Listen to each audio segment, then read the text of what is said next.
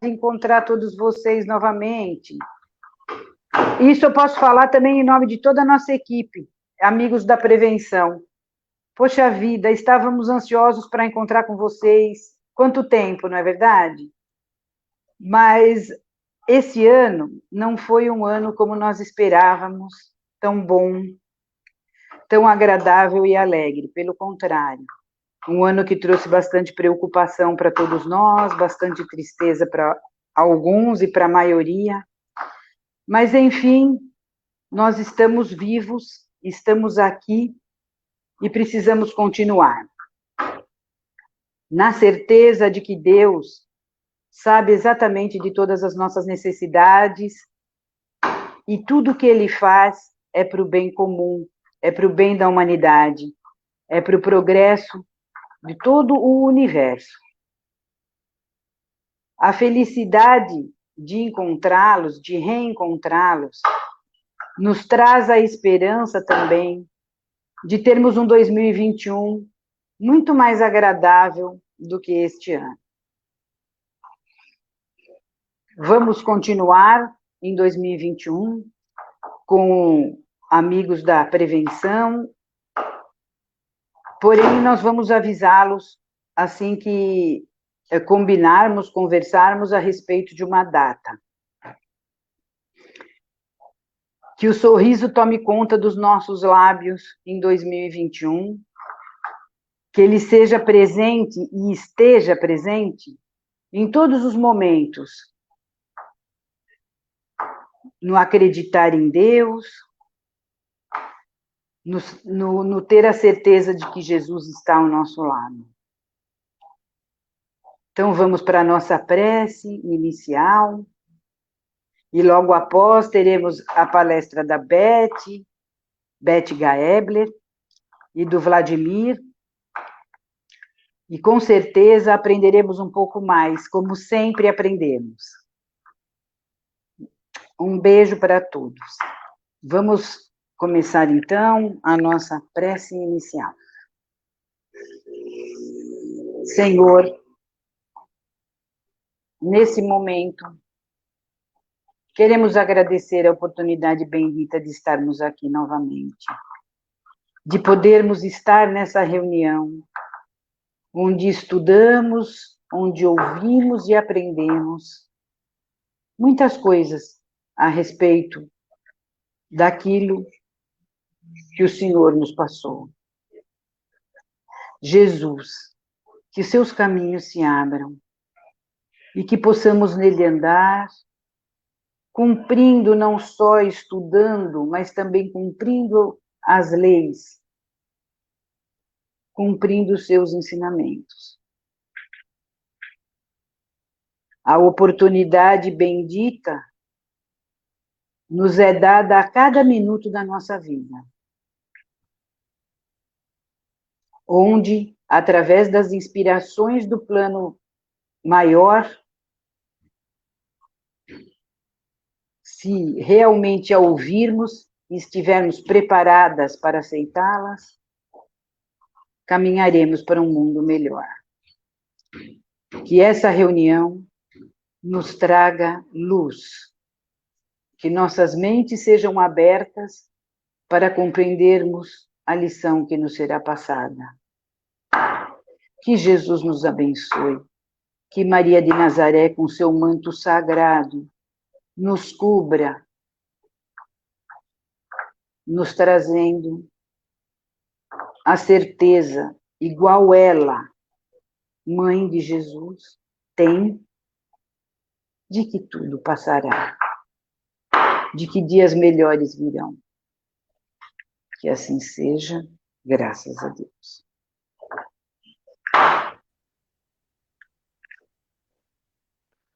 Bom dia, queridos amigos, para aqueles que vão nos ouvir amanhã, depois, boa tarde, boa noite.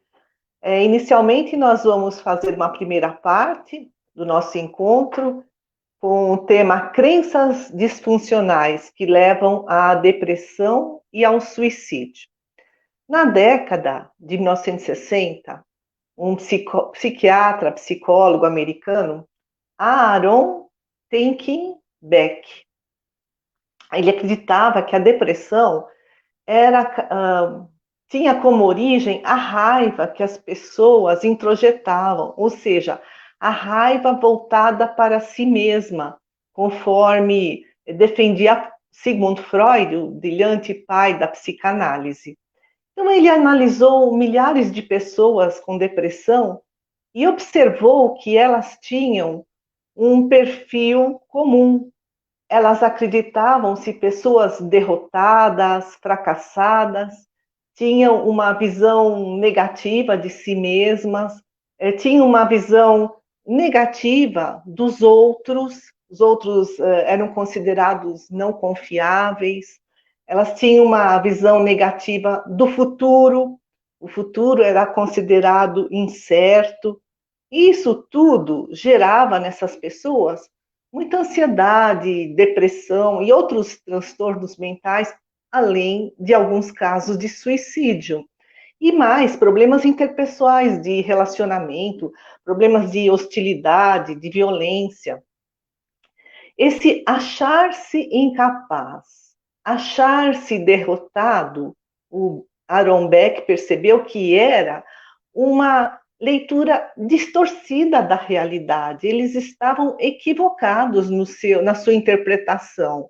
Acreditar-se menos do que os outros, o Aaron Beck deu o nome de crença disfuncional. E aí a gente vê nas obras da doutrina espírita, dos espíritos Hermance Dufault, Joana de Ângeli, psicografia de Vanderlei Soares de Oliveira e de Valdo Pereira Franco, respectivamente, elas dizem em crenças limitantes. A Hermance Dufault, no livro Escutando os Sentimentos, diz: as crenças são a base, o fundamento, os pilares dos nossos pensamentos, dos nossos sentimentos, da nossa vontade. E então, quais são? O que são essas crenças limitantes? Tanto Beck, como Joana de Ângeles, como Hermance Dufault nos explicam. Acreditar-se incapaz. Eu não valho nada, eu não sei fazer nada, eu não mereço sucesso, eu não mereço a felicidade, eu não mereço esse elogio que estou recebendo. Alguém se encaixa, né? A gente recebe um elogio, fala assim, imagina, exagero seu. E aí, essas crenças limitantes, diz a Hermance Dufault, no livro Escutando Sentimentos, foram construídas há milênios, ao longo das nossas muitas encarnações. E podem estar sendo reforçadas, ou foram reforçadas, no período da infância, quando a educação é castradora, opressiva. O Jean Piaget, biólogo suíço que estudou o desenvolvimento da criança, ele diz que a criança é cheia de criatividade, de espontaneidade, ela quer descobrir o mundo, ela é um pequeno cientista. E os adultos dizem às crianças, não mexe aí, cuidado, você vai quebrar. Então, isso tudo vai reforçando essas crenças limitantes que já trazemos de outras encarnações. A Joana de Ângeles, no livro Autodescobrimento, Uma Busca Interior, ela fala a mesma coisa que a Hermance Dufault. Ela diz assim, que trazemos essas heranças de outras encarnações. Essas heranças podem ser coisas boas, habilidades, mas também podem ser essas crenças que nos limitam o nosso crescimento. E diz também a Hermance, sofremos castrações domésticas na infância. Isso tudo, né, esses condicionamentos, acabam dificultando o nosso amadurecimento psicológico. Isso nos torna emocionalmente fragilizados. Por isso que alimentamos essas crenças negativas, de assim, não ter uma autoestima, de não valorizar-se, de não autorrespeitar-se, de desenvolver timidez, insegurança, ou essa crença, eu mereço sofrer, eu mereço ser castigado.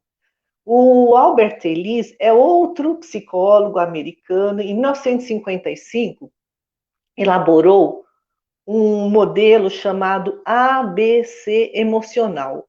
A de acontecimento ativador, algo que acontece na nossa vida, bom ou ruim, a perda de emprego, ganhar na loteria. Believe, B de believe, believe é crença, crença, né, em inglês. E essas crenças podem ser racionais, elas são lógicas, estão de acordo com a realidade, ou podem ser irracionais. E diz o Albert Ellis, né? As crenças irracionais, geralmente, são pouco lógicas, não são baseadas na evidência, são exageradas, extremistas ou excessivamente exigentes.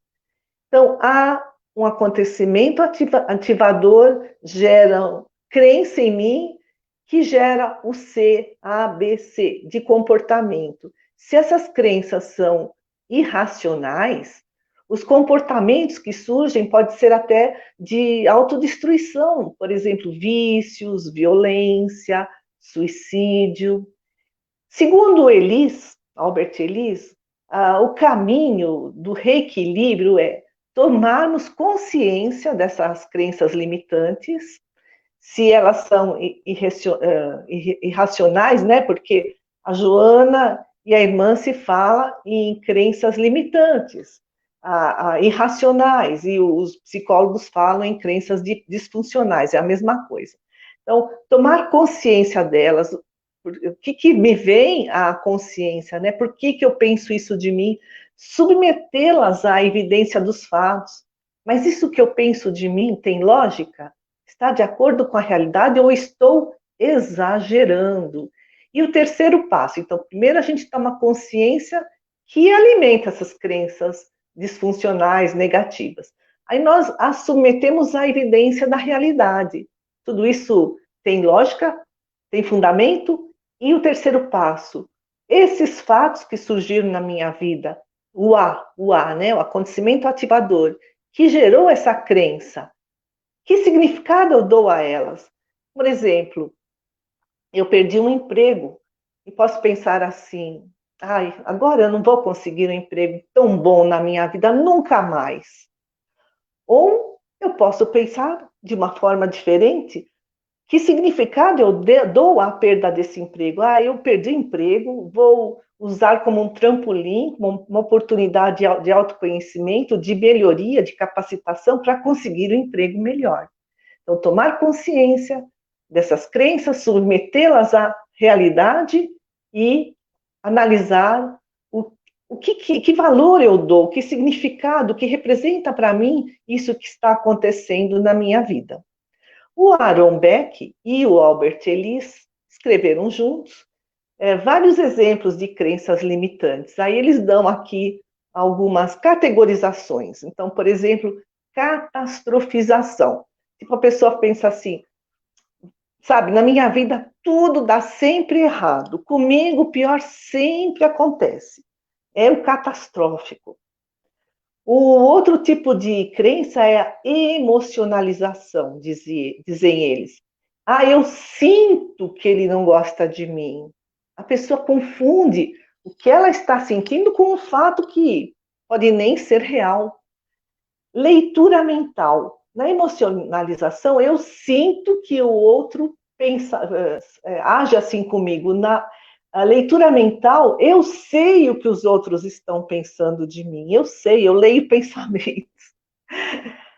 Outra situação, polarização. Ah, deu tudo errado naquela festa. Então, uma festa que foi maravilhosa, ou só porque choveu, alguns convidados não foram, ah, deu tudo errado, é tipo tudo ou nada.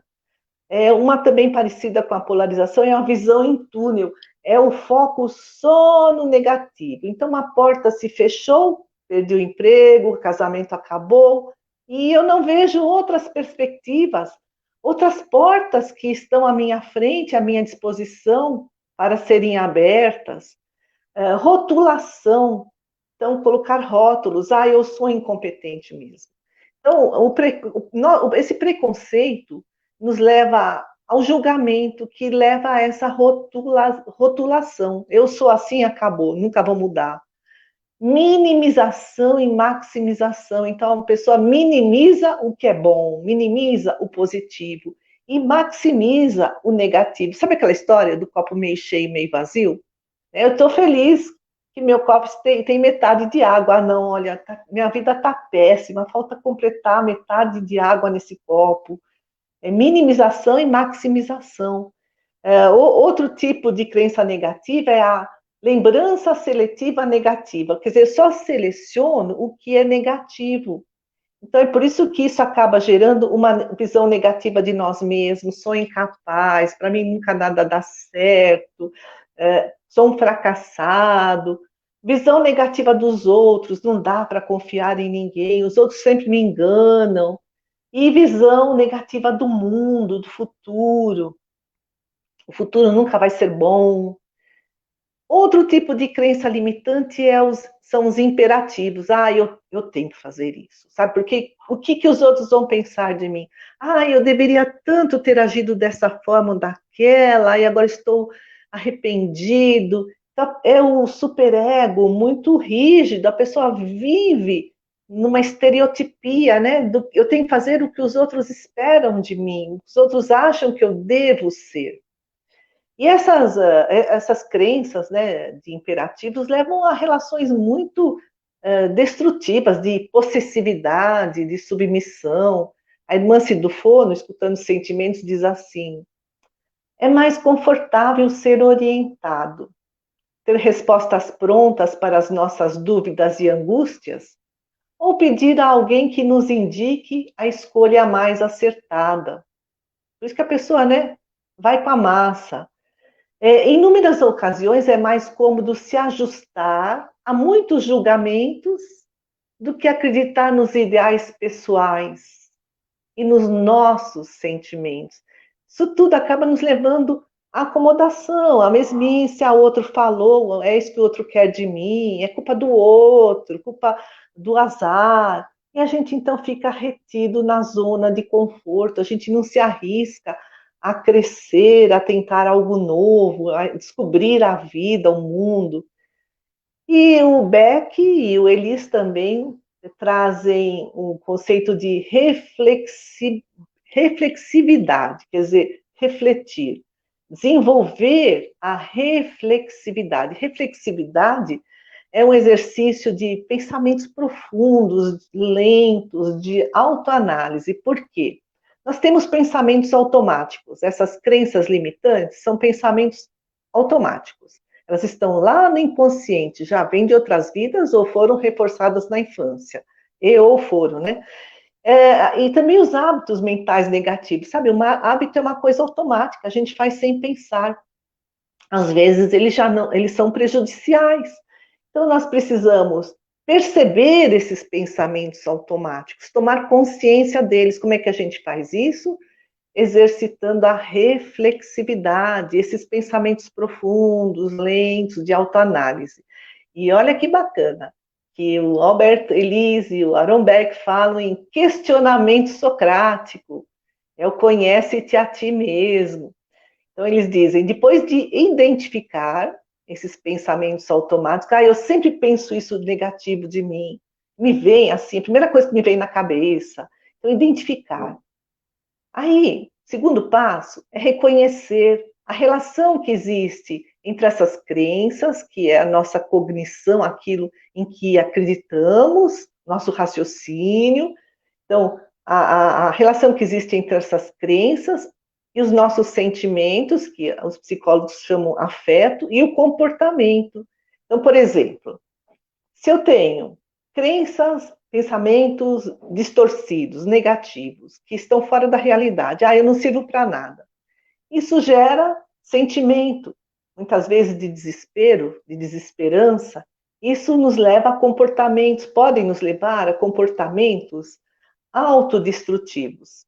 Então, pensamentos geram sentimentos, geram comportamentos e mais, geram reações do nosso organismo, reações fisiológicas de saúde ou doença dentro da psicossomática. E as crises? as crises podem ativar as crenças disfuncionais, porque a crise é um momento de instabilidade, de mudança. Nesses momentos de instabilidade, a nossa sensação é de falta de controle. Não é isso que está acontecendo hoje em dia com a pandemia? A gente acha que não tem mais controle de muita coisa da nossa vida. E aí a gente se sente incompetente. Então, o caminho é identificar essas crenças irracionais, é desiludir-se, sair da ilusão. Se eu penso que sou menos que os outros, se eu penso que eu sou mais do que os outros, não, qual é a realidade? Quem sou eu na realidade? Desiludir-se é muito bom, é cair na real. Então, identificar as crenças irracionais, questioná-las. Elas são reais ou são imaginárias? Estou exagerando? E substituir esses pensamentos distorcidos por pensamentos mais realistas, que condizem com o que está na evidência dos fatos. Santo Agostinho, quando encarnado, né, lá em Hipona, na Argélia, ele era bispo, filósofo, ele escreveu muitos livros, ele já escreveu: não desejes escapar, volta a ti mesmo. A verdade habita no homem interior. Jesus já nos dizia: busca a verdade te libertará. Essa liberdade sobre nós mesmos, porque as leis de Deus estão na nossa consciência, ninguém foge de si mesmo. Hermance Dufour, então, nos diz: o Espiritismo é remédio para nossas dores e roteiro para a libertação de nossas consciências. Então, para falar sobre esse remédio, agora nós daremos continuidade, o Vladimir vai falar sobre viver do Espiritismo.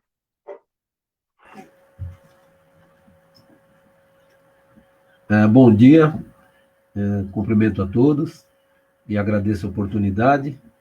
E tivemos nesse ano, como disse a Beth, em 2020 foi um ano difícil, e aí está sendo ainda, porque ainda faltam uns dias, né? Mas foi um ano de muito aprendizado. Essa dificuldade nos fez conhecer novos caminhos, novas reflexões, e sempre é bom, né? É bom, né? É ruim num aspecto e bom em outro. Por que eu vou escolher falar do viver o Espiritismo, né? Até nós brincamos quando conversamos a respeito do que íamos falar.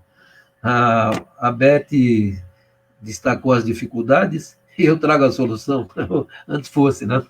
Mas a solução não é minha, né? A solução, ela pode estar dentro do Espiritismo. Por isso o tema, viver o Espiritismo.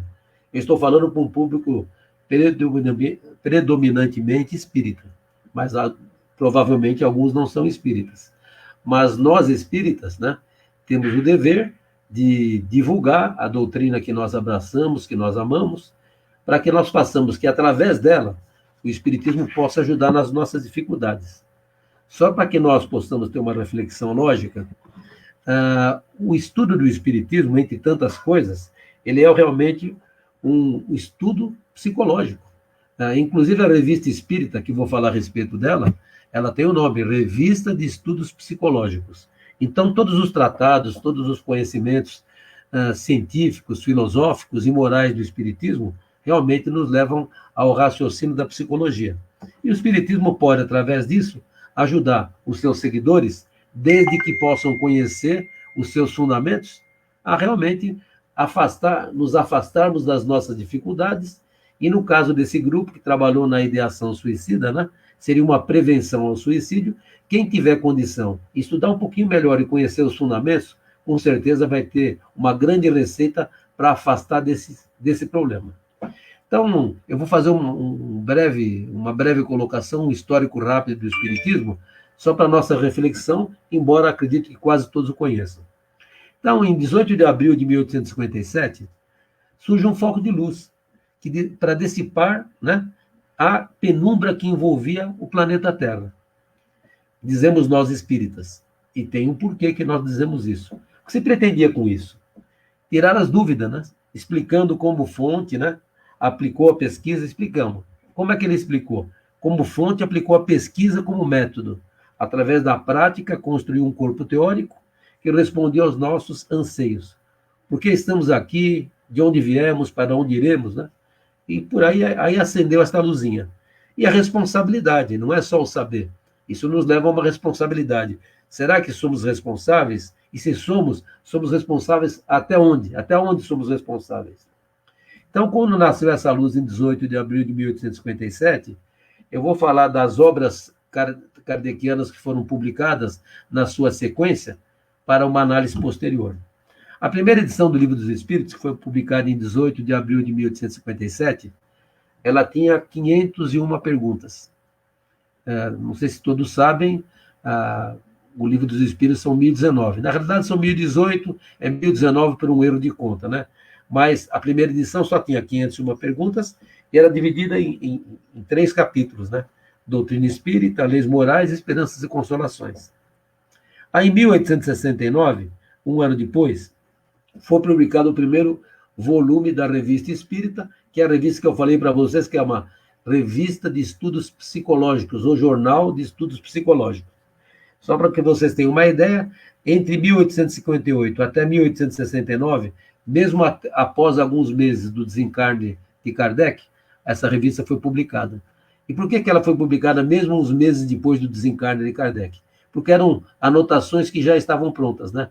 Era um jornalzinho que se fazia em fascículos, né? E cada fascículo desse deu origem a um volume por ano, mencionado por mês. Então, ela foi publicada de 1858 a 1869. Isso durante a vida de Kardec. Depois, em 1858, lançaram um livro chamado Instruções Práticas sobre a Manifestação dos Espíritos. Em 1859, o que é o Espiritismo? Kardec pretendia, com esse livro, que é o Espiritismo, a doutrina ainda estava nascendo, né? Estava ainda surgindo. Era um livro para que as pessoas pudessem, através desse livro mais bem explicado, um livro mais resumido, que as pessoas pudessem entender os fundamentos do Espiritismo de uma forma mais rápida.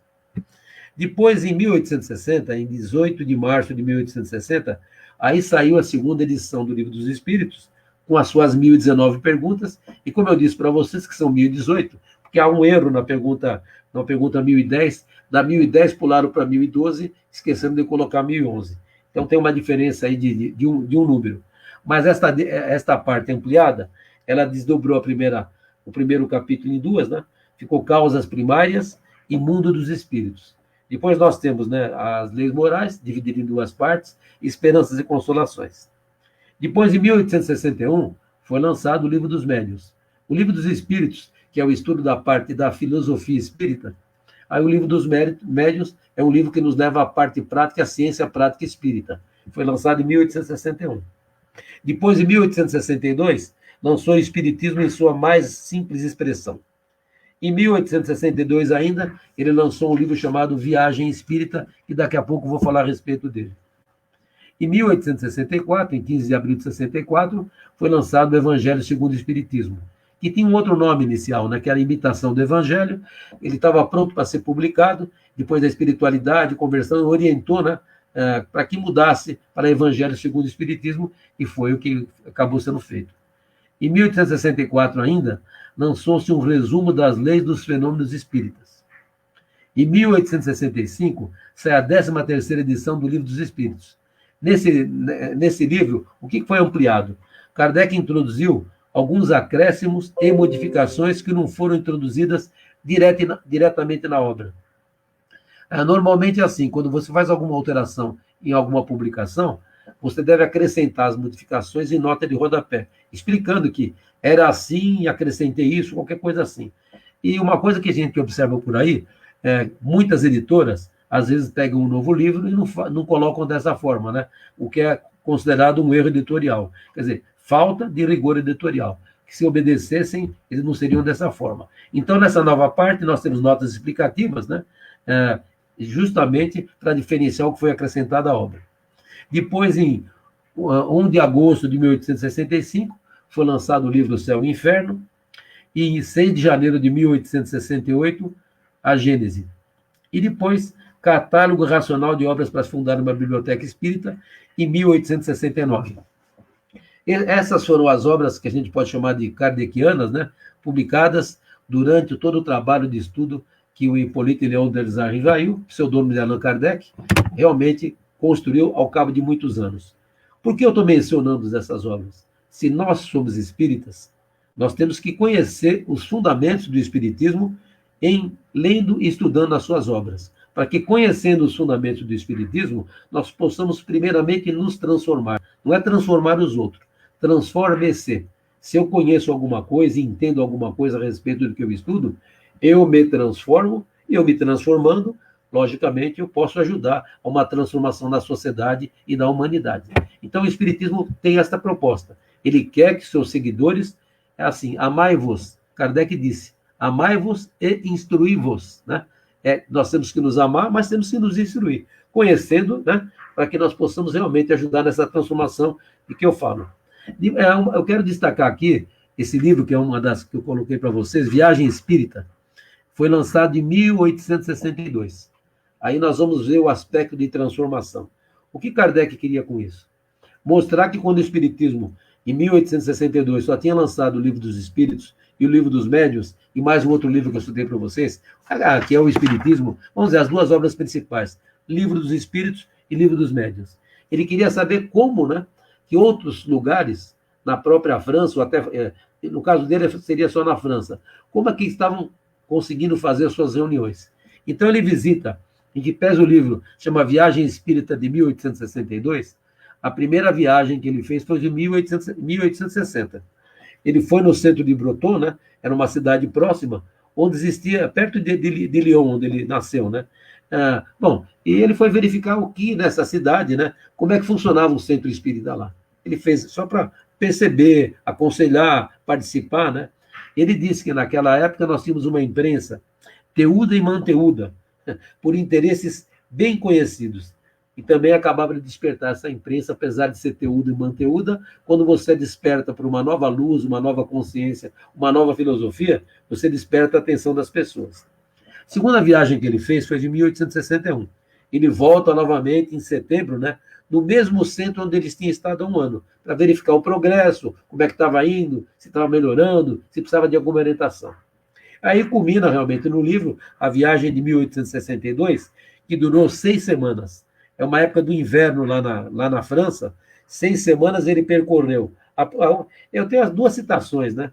193 léguas ou 2.910 quilômetros. Eu tenho as duas citações, mas acredito que a mais certa deve ser essa 193 léguas, porque nós estamos falando numa época bem recuada, né? Nós não tínhamos rodovia, autopista, tudo era difícil. O transporte era difícil.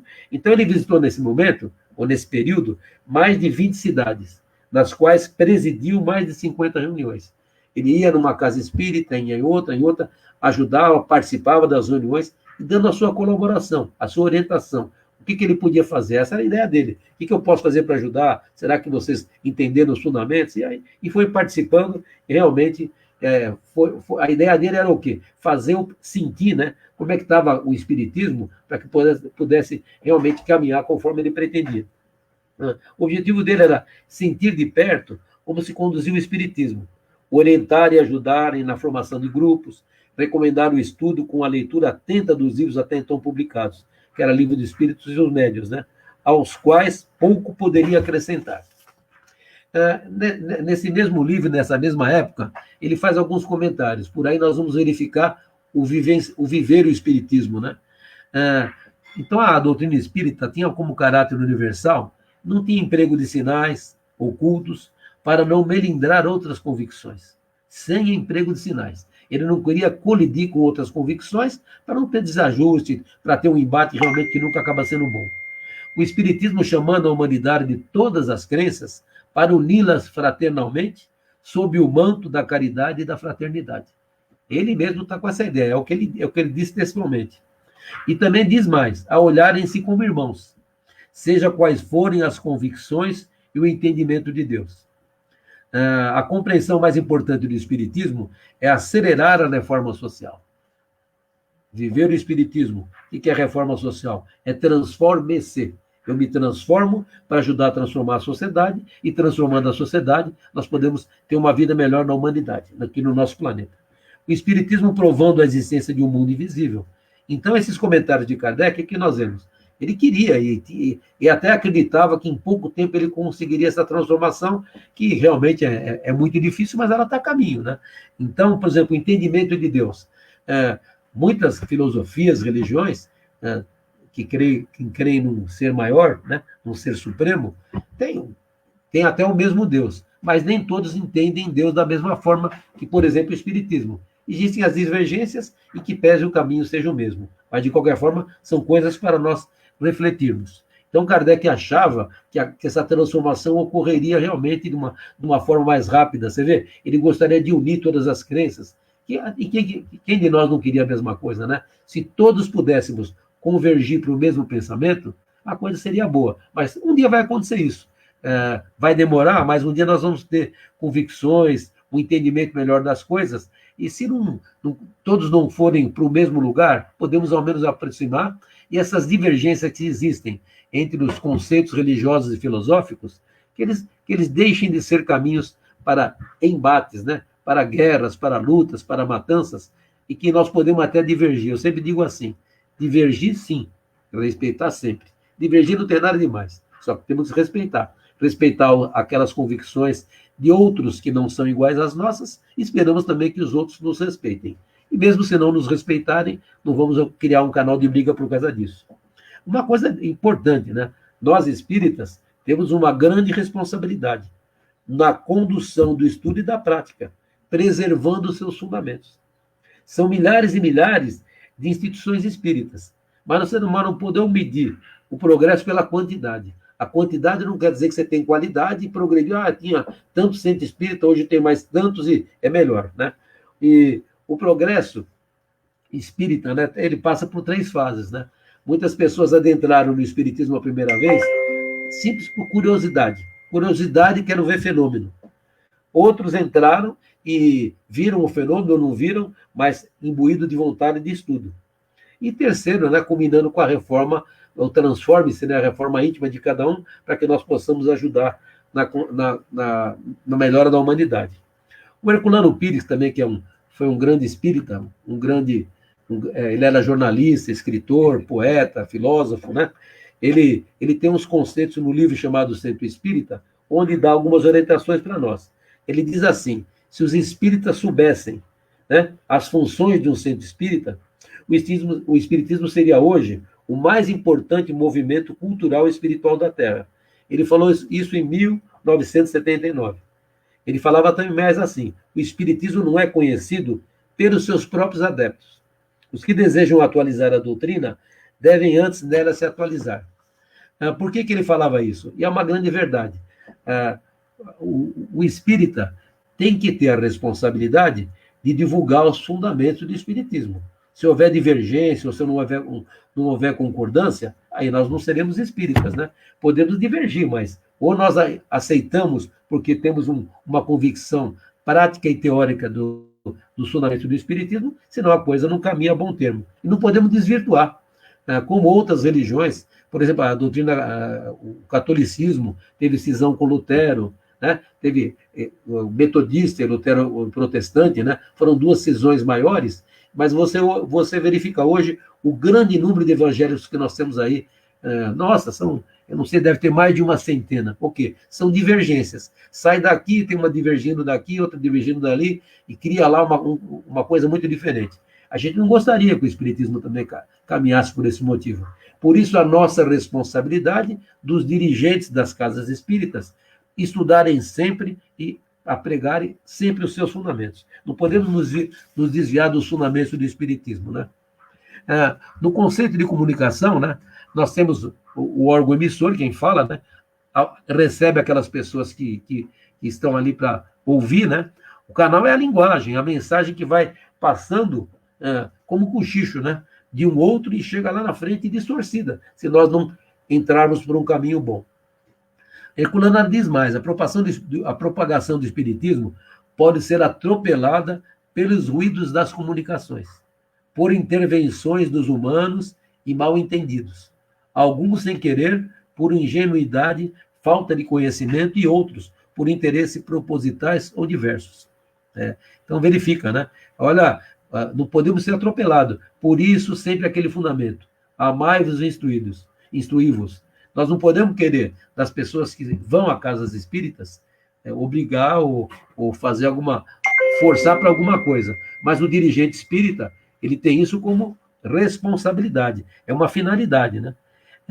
E que diz a mais o Herculano, que é uma grande luta para se restabelecer as verdades cristãs, né? Aliás, o Espiritismo veio, né, chamado trouxe o Consolador prometido, né, segundo a nossa visão. Então, é restabelecer as verdades do Cristo, né? Tudo deve ser de forma racional e não mística. Ninguém está investido de prerrogativas divinas, apenas humanas. O que é misticismo? Dentro do Espiritismo nós temos muito isso. Idolatrias, desvios funcionais e de atitudes e de procedimentos, criando realmente verdadeiras idolatrias sobre alguns e realmente que muitas vezes não praticam os fundamentos do Espiritismo. Temos que refletir com relação a isso. Transformar as coisas em ideias fraternas, né?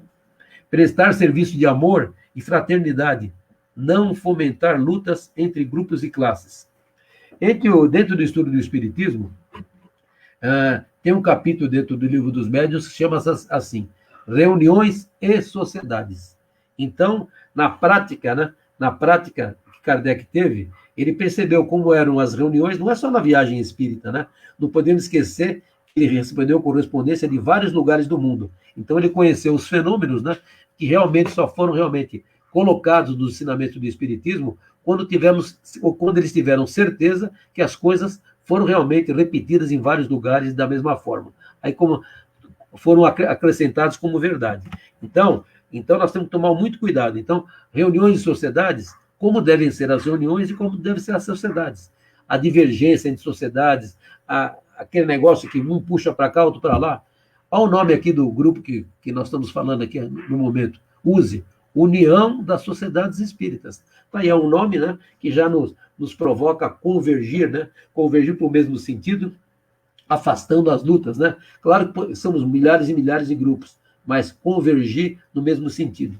Aí nós vamos à grande responsabilidade de um centro espírita, né? Uma coisa importante também que eu quero destacar, até eu já fiz palestra a respeito disso, valorizar Kardec, né? É uma das coisas mais importantes que o movimento espírita tem que ter.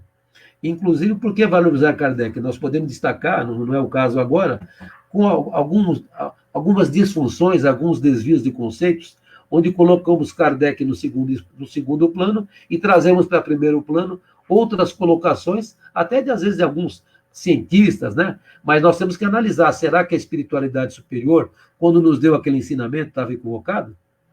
Será? É para fazer pensar, né? E depois nós chegamos lá. Bezerra de Menezes, através do Chico, ele fala assim a respeito. Ó, uma mensagem, o nome da mensagem é Unificação. Recebido por Chico em 1963. Já recomendava que a base kardeciana permaneça em tudo e todos, para que não venhamos a perder o equilíbrio sob os alicerces em que se nos levanta a organização. Devido às imperfeições, nossas imperfeições, temos negligenciado a permanência da base kardeciana em tudo em nosso movimento espírita, abrindo brechas para a desvalorização da doutrina espírita, sem a devida análise da coerência doutrinária, determinando os termos e conceitos de obras distintas da codificação. E realmente a gente vê muito isso, né? Kardec tem algumas falas importantes, né? Fé inabalável é aquela que pode enfrentar a razão face a face em todas as épocas da humanidade. O espiritismo será científico ou não subsistirá? E outras coisas mais, que são frases importantes, são máximas importantes, mas que querem demonstrar sua coerência, né? No Evangelho segundo o Espiritismo, tem um advento do Espírito da Verdade. O Espírito da Verdade diz lá no parágrafo 5, item 4, né? Sinto-me por demais tomado de compaixão pelas vossas misérias, pela vossa fraqueza imensa, para deixar de estender mão socorredora aos infelizes transviados, que vêm do céu, caem nos abismos do erro. Crede, amai, meditai sobre as coisas que vos são reveladas. Não mistureis o joio com a boa semente, as utopias com as verdades. Essa foi uma mensagem do Espírito da Verdade. E uma coisa também que está mencionada na Gênese, na Revista Espírita de 1865. O Espiritismo está longe de ter dito a última palavra. quanto às suas consequências, mas é inabalável em sua base, porque esta base se assenta nos fatos. Não é porque diz que o espiritismo será científico, não subsistirá, ou então o dia que a ciência provar que há algum erro, o espiritismo tem que mudar e aceitar. Estou resumindo mais ou menos as falas também da espiritualidade nas obras kardecianas. O que diz desse trecinho que eu falei para vocês? As bases estão lá. O espiritismo é considerado a terceira revelação. Revelar quer dizer levantar, né? Levantar um véu, vai descortinando de acordo com a nossa capacidade de entendimento.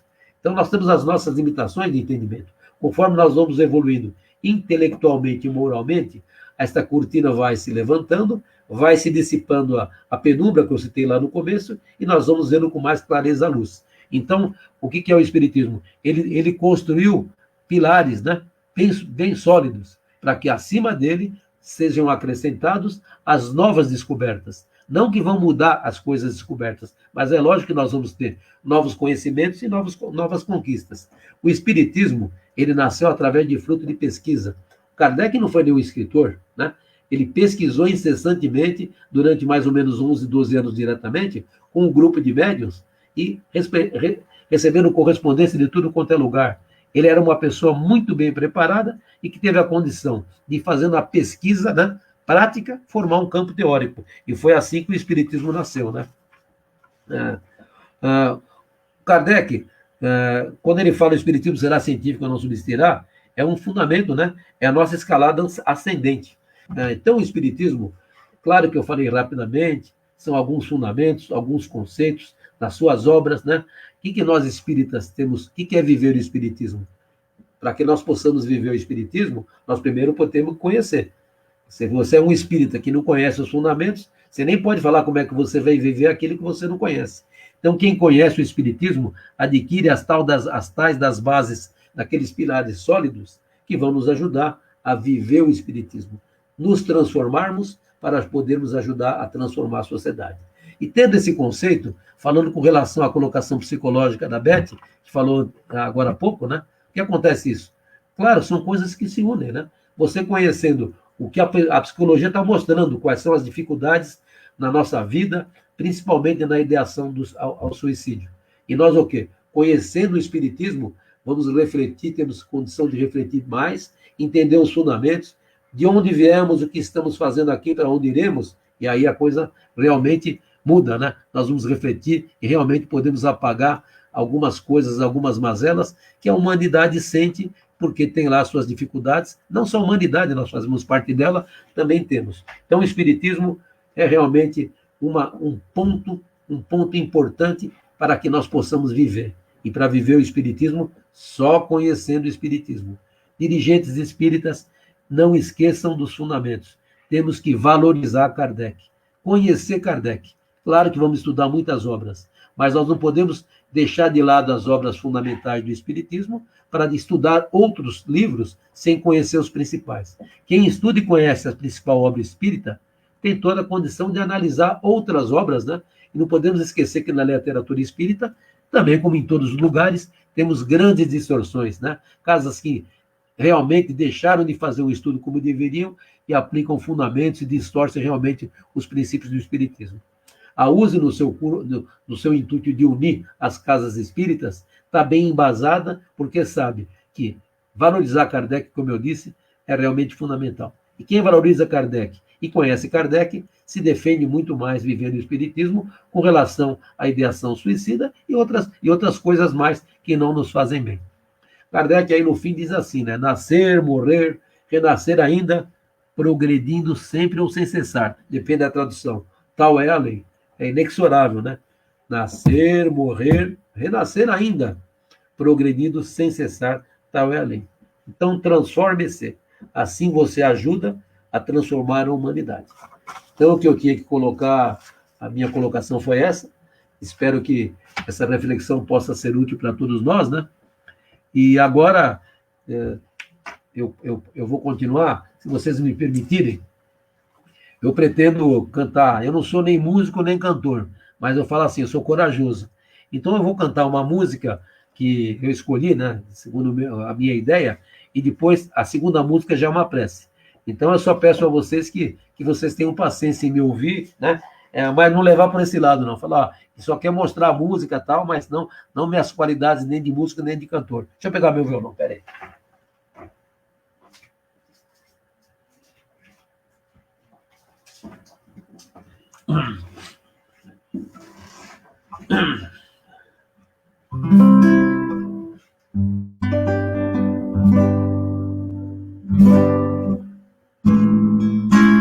A paz invadiu meu coração, de repente me encheu de paz, como se o vento de um tufão arrancasse os meus pés do chão, onde eu já não me enterro mais.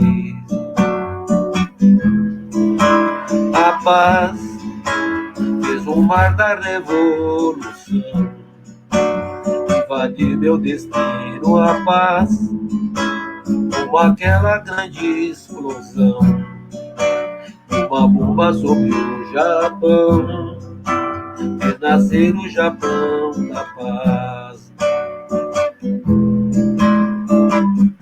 Eu pensei em mim, eu pensei em ti, eu chorei por nós. Que contradição, só a guerra faz nosso amor em paz. Eu vim me parar na beira do cais, onde a estrada chegou ao fim, onde o fim da tarde é lilás, onde o mar arrebenta em mim o lamento de tantos ai. A paz. Essa música fala da paz, né? Vocês ouviram uma música de Gilberto Gil, e que a paz possa estar no coração de nós, né? Quem vive em paz se ajuda, né? Agora eu vou encerrar, que é uma prece, a música chama Prece mesmo, é uma música do João Cabete, e que acredito que muitos conheçam, né?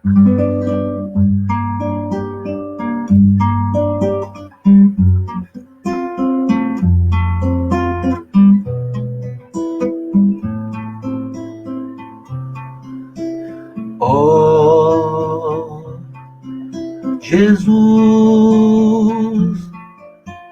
todo amor, flor de luz do Senhor, Mestre amado, luz divina,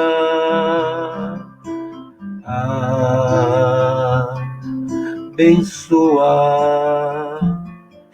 nossa doutrina, e que este dia de fraternidade seja coroado de felicidade, ó meu Jesus. Ouve a oração, joia de luz do meu coração. Mestre amado, luz divina,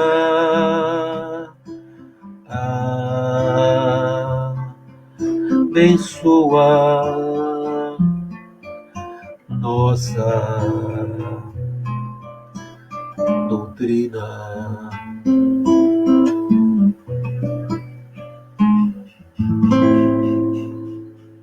E com esta música prece, né, encerramos o nosso trabalho de hoje, e repetindo mais uma vez, agradecendo pelo ano de 2020, por esse grupo maravilhoso que na semana de setembro, com um ciclo de 9 palestras, fez realmente um trabalho muito bacana, né?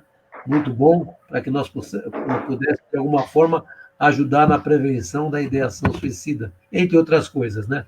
Então, e a Denise está aí, alguns não estão aqui, que é o Fredson, é o meu xará Vladimir, a Priscila e o Wagner, né? Não estão presentes, mas não foram só esses. Essa foi a equipe que conduziu o trabalho do Setembro Amarelo, mas a equipe é muito maior, né? Tiveram na linha de frente, mas sem a retaguarda, ninguém continuaria, né? Então, só posso agradecer os companheiros de trabalho, né? E os seguidores da doutrina espírita e todos aqueles que nos assistiram. Agora, a palavra de vocês, Beth e Denise. Pessoal, gostaria de agradecer a todos os componentes da equipe, como disse o Vladimir, os que ficam nos bastidores, que trabalham muito também, para nós podermos trazer para vocês essa reunião. Teve muita gente que trabalhou. Então, quero agradecer a todos aqueles que participaram, e que 2021 seja para todos nós um ano de muita felicidade, mas crescimento também. Que tudo que nós aprendemos, e vamos aprender ainda, porque nós não estamos, com certeza, no fim dessa batalha, mas ela vai chegar até o fim, com certeza. E então eu queria agradecer a todos vocês, desejar um Feliz Natal, apesar de tudo, um ano novo que venha assim recheado das bênçãos de Deus, da proteção de Jesus, do alto, e que realmente Maria de Nazaré tenha pena dos seus filhos, tão pequenos que somos ainda, né? Então, que ela cubra com seu manto sagrado o nosso Brasil e o planeta todo. Obrigada, gente. Um grande beijo do fundo do coração. Eu repito as palavras, né? Faço minhas as palavras do Vladimir e da Denise, e eu queria incluir também no nosso agradecimento o Eduardo. Eduardo, você não quer aparecer na tela aí? Ele que, graças a ele, é que essa live pôde entrar, né? Ele que trouxe aqui o StreamYard para nós. Obrigada, viu? Muito obrigada mesmo. Obrigada a todos que participaram. Um grande beijo no coração. Isso aí. Obrigado a vocês pela oportunidade, foi um aprendizado, é muito bom estar ouvindo vocês, cada um com as suas ponderações, muito características de pessoas que nós respeitamos e conhecemos, alguns mais recentemente, e desejar a vocês que estão nos assistindo muita paz, que esse ano tenha sido de muito aprendizado, de uma oportunidade de revisão dos nossos conceitos, o autoconhecimento, como foi dito em alta, foi o maior, creio que o ano mais virtual que nós tivemos, com certeza o ano que mais tivemos que exercitar o autoconhecimento. Então, fica aí também meu desejo que 2021 continue sendo de muita paz e de aprendizado para todos nós, em todas as casas espíritas unidas, todas os frequentadores, colocando em primeiro lugar a fraternidade. É isso. Um beijo para todos.